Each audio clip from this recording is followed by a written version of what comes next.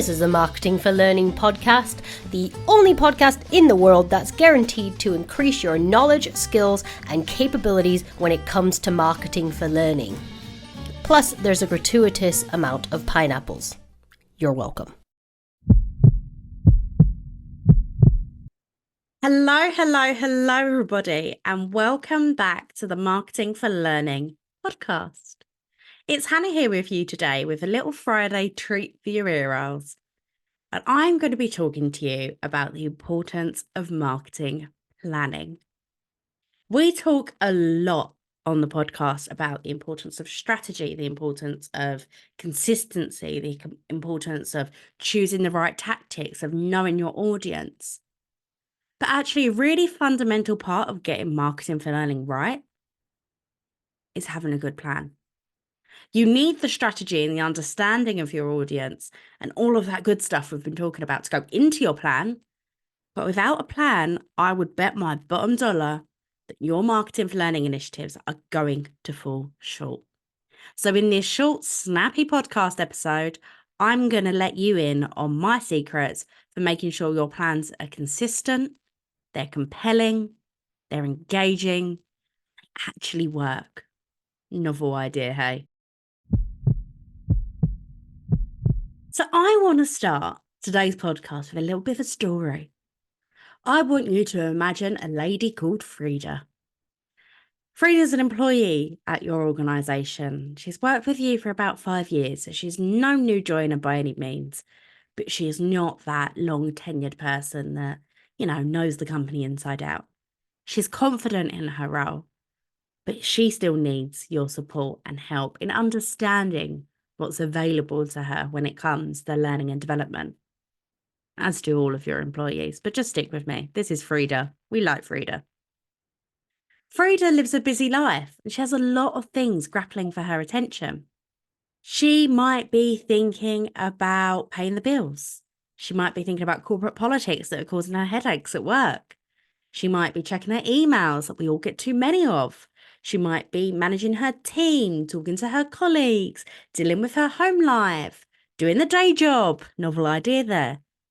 Maybe her notifications on her phone keep popping off because social media wants her attention. And maybe, just maybe, she's thinking about learning. But when we say learning, it's not just learning, is it? That's not just one thing. Because Frida's probably thinking about safeguarding. She's probably thinking about new technologies like Gen AI. She's probably making sure that she's got her GDPR qualifications and understanding up to top notch. Maybe she's looking at leadership, managing teams, having challenging conversations. She's got to do her mandatory training and her certifications. And she's got to do role-specific training to make sure that she's good enough at her job. And she's got no data protection on top of GDPR because, sometimes in a global organisation, those are different things. And she's got to do compliance and health and safety. And oh my gosh, there is so much for Frida to do. Learning isn't just one thing. Learning is a multitude of different topics, and we know that. But we like to think, oh, they need to make time for learning, like it's one singular thing. So with all of this grappling for her learning attention, on top of all the things grappling for her attention outside of work, what does Frida do? Well, she's wondering, how on earth am I meant to keep up with all of this? And the easiest solution to that is not. It is completely ignoring it and forgetting about it. It's not worth her time. It's not worth her energy. It's not worth that cognitive load thinking about how on earth I'm meant to fit learning in amongst a day job. Maybe she's got children. Maybe she's got the school run to do. Maybe she's got like a really annoying boss that's micromanaging her and she just can't stop. Learning falls right down the priority list and she completely forgets about it. That is until mandatory training comes around. Then we end up in a situation where learning just equals mandatory training, which equals boring, which equals I don't want to do it. And then we've got low engagement rates. So what can we do to change that? Well, I've got a nifty little structure that will help you with your marketing planning that will make sure we're not adding to the noise, but we are giving Frida or any other employee at your organisation the information they really need to get engaged with your learning interventions. So to do this effectively, we need to take a strategic approach to marketing for learning. So we need to make sure we have our strategy in place. We know exactly why we are doing absolutely everything we are doing. We have chosen the best possible tactics to help us get from where we are today to meeting our objectives, to being where we need to be. But then when it comes to putting that in a plan and comes to planning out your strategy, because you have all these ideas now bustling around your head, we use a model called hum, sing, and shout.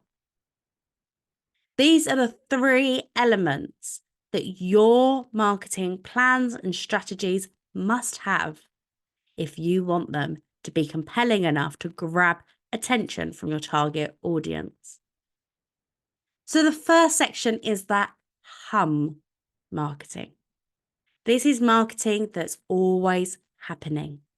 It's the communications you're putting out to people. Maybe it's the reminder emails for mandatory training. Maybe it's program agnostic marketing.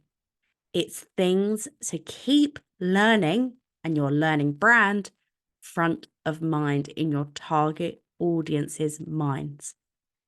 Hum content should never stop. We should be doing hum content month in, month out.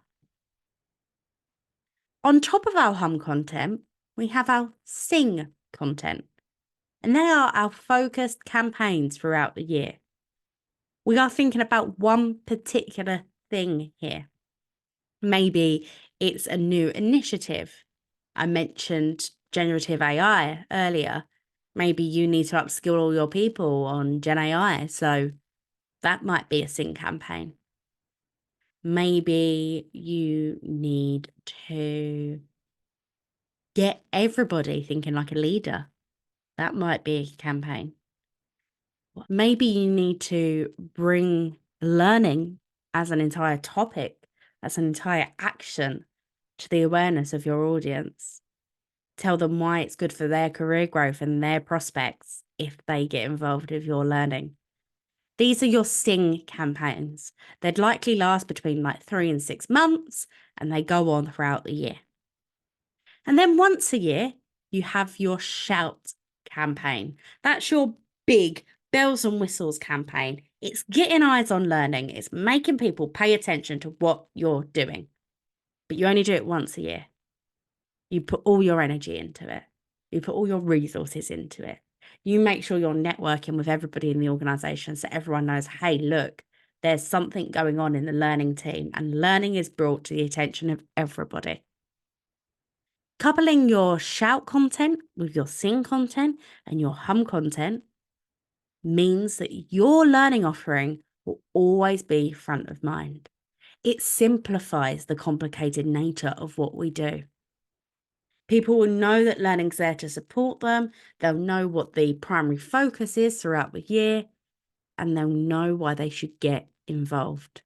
Hum, sing, and shout is a fantastic way of ensuring you are answering the what's in it for me question throughout the entirety of your marketing strategy. So why should we bother? Why is it important that we take this strategic, really deliberate approach to marketing for learning planning? Well, firstly, it ensures we're not adding to the noise. We're taking control of it instead. We're making sure that we're not just adding more and more noise and mayhem to our people's lives, but we're giving them something that they actually want to engage with. It makes sure that we're not clashing with other business initiatives, or in some really large organisations, we're not clashing with other learning initiatives. Because in your audience's mind, learning is learning no matter which division or team it's coming from. So we want to work alongside and collaborate with other learning teams, but also the internal comms team, the marketing team, and other divisions in your organisation that will be grappling for your target audience's attention. Make sure we're not clashing with them. How awful would it be if you launched your shout campaign on the same day as the other L&D divisions did? Your audience's attention will be immediately fragmented. So make sure you are collaborating and planning alongside your colleagues. A plan like this also helps us focus on our ultimate objectives. Our ultimate objective should not be to get more people learning. It should be to help the organisation reach their objective, whatever that might be. Maybe it's growth, maybe it's sales targets. I don't know. Whatever your business objective is, your learning and your learning offering should be helping to reach that. And by using the hum, sing, and shout methodology, you can make sure that each focus campaign is helping the organisation move towards their objectives and your target audience move towards their own. And lastly, having a really planned out, strategic, well thought through marketing plan just improves the learning experience. If your people are getting 5 different messages from 5 different people all at the same time, if they don't know which platform to go to, if they don't know why different platforms exist, if they just don't know what's going on with learning in your organisation, they're not going to feel great about learning. Making sure your plans are clear, well thought through, consistent, organised, collaborative with other divisions, you'll be improving the experience that your audience has. The learning experience doesn't start when somebody logs into your LMS. It starts with being aware that that LMS exists. So you need to be thinking about it right from that point. And a really well thought through marketing plan will help you do that. And if the experience improves, well, then the sentiment towards learning improves. Maybe, just maybe, they'll want to come back time and time again. Wouldn't that be a novel idea? So there you go, a short, snappy podcast episode for you this morning. But one that I hope really gets you thinking about the importance of marketing planning and making sure your plans are also strategic. It's not good enough just to shove stuff out there and hope for the best. Organise your marketing for learning initiatives. Make sure that they work alongside everything else that's happening in your organisation. And then you'll see the impact improve. You'll see that marketing really can help you get those people learning and get people doing the things that they don't want to do. So thank you so much for joining me today. It's weird for us to be releasing a podcast on a Friday, so I hope you have a wonderful weekend. And that this was a nice little surprise treat for you at the end of the week. As always, if you have any questions, comments, queries, anything you want to discuss, please feel free to reach out to me. I absolutely love talking to you guys. And if not, we'll see you on the next episode, guys. Bye.